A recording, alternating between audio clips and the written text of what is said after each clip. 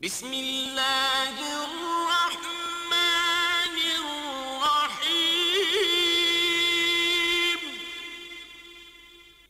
وَلَقَدْ يَسَّرْنَا الْقُرْآنَ لِلذِّكْرِ فَهَلْ مِن مُدَّكِرٍ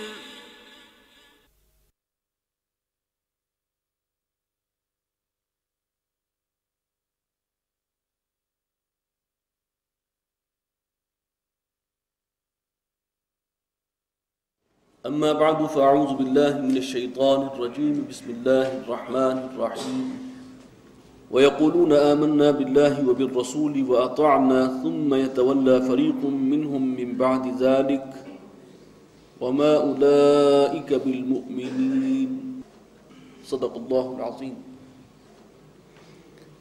رب اشرح لي صدري ويسر لي أمري واحلل عقدة من لساني يفقهوا قولي. اگلی آیات میں منافقین کے حوالے سے گفتگو ہے جن کا سب سے بڑا مسئلہ یہ تھا کہ وہ حضور صلی اللہ علیہ وسلم کی شخصی اطاعت سے بہت گریزاں تھے، وہ بہت بھاری پڑتی تھی انہیں.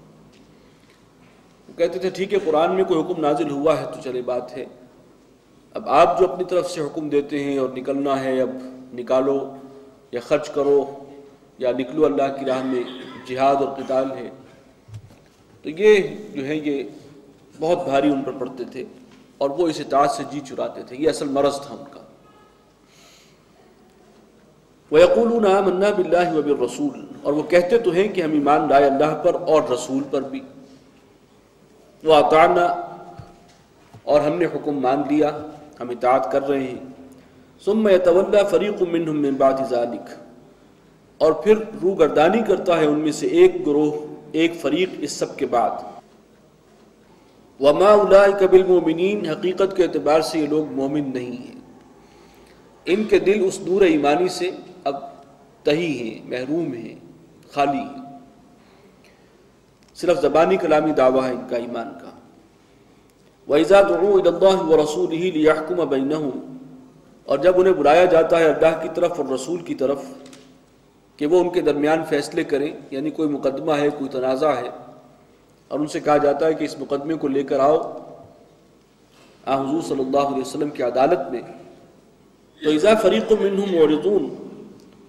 تو ان میں سے ایک گروہ وہ بھی ہے کہ جو اعراض کرتا ہے، وہ آپ کی عدالت میں آنے کے لیے تیار نہیں ہے. وَإِنْ يَكُنْ لَهُمُ الْحَقُّ يَأْتُوا إِلَيْهِ مُذْعِنِينَ، اور اگر حق جو ہے ان کو ملنے والا ہو، ان کو معلوم ہو کہ وہ حق پر ہے اس مقدمے میں، اور ظاہر بات ہے کہ حضور صلی اللہ علیہ وسلم حق و انصاف کے ساتھ فیصلہ کریں گے تو ہمارے حق میں ہوگا، تو پھر چلے آتے ہیں بڑے فرما بردار بن کر، بڑے بیبے بن کر. یہ ہے ایک مینٹیلٹی، اور یہ آج بھی ہے. یہ میں نے جانستہ یہ لفظ استعمال کیا ہے کہ ہمارے ہاں کا جو نام نہاد دانشوروں کا طبقہ ہے، یہ حدیث سے اور سنت سے جو ہے وہ بھاگتا ہے. قرآن کو جو ہے وہ، اور پھر اسے بازیچہ اطفال بنانا ان کے بائیں ہاتھ کا کھیل ہے. تو اس کو سنت سے اور حدیث سے کاٹ کر وہ چاہتے ہیں کہ قرآن مجید میں سے اپنی من مانی تعویلات جو ہیں وہ نکالیں، اس لیے کہ اس سے اگر حدیث کو مانتے ہیں، سنت جو ہے اس کی اہمیت کے قائل ہو جائیں تو بہت سی پابندیاں ہیں، پھر بہت سی چیزیں تو وہ ہیں جو حضور صلی اللہ علیہ وسلم نے واضح کی ہیں. قرآن مجید نے تو موٹا موٹا ایک جو ہے خاکہ دے دیا، اس کی تفصیلات رنگ تو بھرا ہے حضور صلی اللہ علیہ وسلم نے، اور آپ کی یہ ذمہ داری بھی تھی. تو اس سے وہ ڈرتے ہیں اور بھاگتے ہیں اور سنت اور حدیث کی اہمیت کو کم کرنے کی کوشش کرتے ہیں. لیکن جب آپ دیکھیں گے کہ انہی کے موقف کا کسی مسئلے میں ان کو کہیں حدیث میں کوئی بات مل جائے تو لپک کے جائیں گے اس کی طرف، پھر بھاگ کے لائیں گے وہ حدیث، دیکھیے جی حدیث میں لکھا ہوا ہے. لیکن اگر آپ بتائیے جو صحیح موقف ہے اور جس میں بہت سے معاملات میں وہ حدیث سے انحراف کیے ہوئے ہیں، تو اس میں وہ 100 اعتراضات جڑ دیتے ہیں حدیث کے اوپر. اجی یہ تو بہت عرصے بعد کمپائل ہوئی تھی، یہ تو اس کی تو یقینی نہیں ہے، اس کی حفاظت کا ذمہ بھی اللہ نے نہیں لیا ہوا، اور فلاں اور فلاں اور فلاں. تو ایگزیکٹلی وہ مینٹیلٹی آج بھی موجود ہے، ذرا اس کی شکل بدل گئی ہے، اس کو پہچاننے کی ضرورت ہے. تو وَإِن يَكُن لَّهُمُ الْحَقُّ، اگر انہیں معلوم ہو کہ حق جو ہے وہ ملے گا یہیں سے اور ہمارے حق میں فیصلہ ہو جائے گا حضور کی عدالت سے، یاتوا الیہ مذعنین، تو چلے آتے ہیں ادھر اس طرف بڑے بیبے بن کے، افی قلوبہم مرض، کیا ان کے دلوں میں روگ ہے، بیماری ہے، ام ارتابوا، یا وہ شک اور شبے میں گرفتار ہیں، ام یخافون ان یحیف اللہ علیہم ورسولہ، یا انہیں اندیشہ ہے کہ اللہ اور رسول جو ہیں ان کے رسول ان کے ساتھ ناانصافی کریں گے، اس مقدمے میں غلط فیصلہ کریں گے دانستہ ان کے خلاف، بل اولئک هم الظالمون، نہیں ایسی کوئی بات نہیں ہے، اصل میں یہ خود ظالم ہیں، بے انصاف ہیں، حد سے تجاوز کرنے والے ہیں۔ انما کان قول المؤمنین اذا دعوا الی اللہ ورسولہ، جو سچے اہل ایمان ہیں ان کی بات تو یہ ہے، ان کا قول تو یہ ہوتا ہے جب بھی انہیں بلایا جاتا ہے اللہ اور اس کے رسول کی طرف، لیحکم بینہم، کہ وہ فیصلے کریں ان کے، اللہ کی اور رسول کی عدالت میں آؤ تاکہ تمہارے فیصلے کیے جائیں، ان یقولوا سمعنا واطعنا، وہ تو کہتے ہیں کہ ہم نے سنا اور اطاعت کی، ہم نے مان لی بات، وہ تو بہت ہی فرما بردارانہ انداز میں فوراً پیش ہو جاتے ہیں، حاضر ہو جاتے ہیں، واولئک هم المفلحون، اور یہی لوگ ہیں فلاح پانے والے۔ ومن یطع اللہ ورسولہ ویخشى اللہ ویتقی، جان لو جو کوئی اللہ کی اطاعت کرے اور رسول کی بھی اطاعت کرے اور اللہ سے ڈرتا رہے اور تقوی کی روش اختیار کرے، فاولئک هم الفائزون، یہی لوگ ہیں مراد کو پہنچنے والے، کامیابی کو حاصل کرنے والے۔ واقسموا باللہ جہد ایمانہم، اور قسمیں کھاتے ہیں اللہ کی بڑے شد و مد سے، زور شور سے، لئن امرتہم لیخرجن، کہ اگر آپ ان کو حکم دیں گے تو یہ ضرور نکلیں گے، یعنی جہاد کا حکم تو ہوا ہے لیکن اب قسم کھا رہے ہیں کہ اگر حضور ہمیں خود کہیں پرسنلی کہ تم بھی ضرور نکلو تو ہم نکلیں گے، جبکہ حکم عام ہوتا ہے کہ سب نکلیں یا نکلو میں اس کے جہاد کے لیے، تو اب قسمیں کھائیں گے کہ ہاں اگر آپ حکم دیں تو ضرور نکلیں گے۔ قل لا تقسموا، کہہ دیجئے کہ قسمیں مت کھاؤ، طاعۃ معروفہ، اصل میں تو جو روش مطلوب ہے وہ بھلے طریقے سے اطاعت کی ہے، اطاعت تو تم کرتے نہیں، بات مانتے نہیں ہو اور قسمیں کھاتے ہو کہ ہم یہ کریں گے، ضرور کریں گے، تو یہ زبانی کلامی جو ہے قسموں سے بروک کرنے کی کوشش نہ کرو، اطاعت ہے تو اس کو پیش کرو، حکم مانو سیدھے سیدھے۔ ان اللہ خبیر بما تعملون، جو عمل تم کرتے ہو، جو حرکتیں کرتے ہو، اللہ اس سے باخبر ہے۔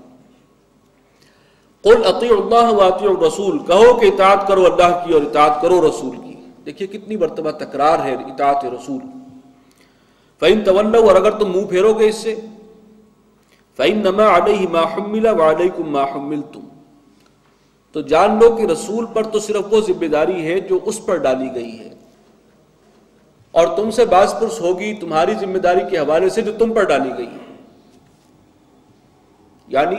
رسول کی ذمہ داری کیا تھی؟ بات پہنچا دینا، اللہ کا پیغام ہے، اللہ کا حکم ہے، یہ وقت کا تقاضا ہے۔ اب تمہاری ذمہ داری کیا بنتی ہے؟ رسول کا ہر حکم ماننا۔ تو اگر تم انکار بھی کرو گے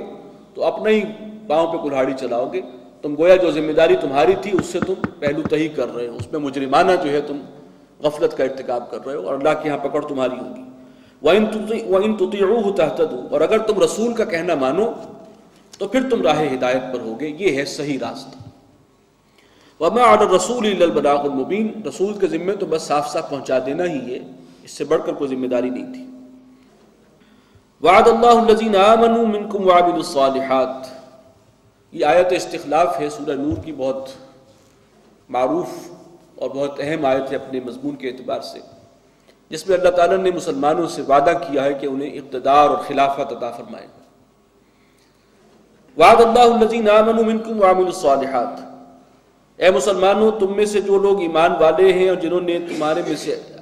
ایمان کے عملی تقاضوں کو بھی پورا کیا ہے، جن کے اعمال بھی اچھے ہیں، ان سے اللہ کا وعدہ ہے لَيَسْتَخْلِفَنَّهُمْ فِي الْأَرْضِ، کہ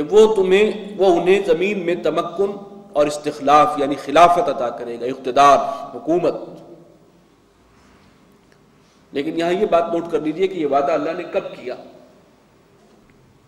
میں عرض کر چکا ہوں کہ اس سورہ کا زمانہ نزول جو ہے وہ سن 5 یا 6 ہجری ہے، غزوہ احزاب کے بعد، یعنی وہ اہل ایمان جو اپنے ایمان اور عمل صالح کا حق ادا کر چکے ہیں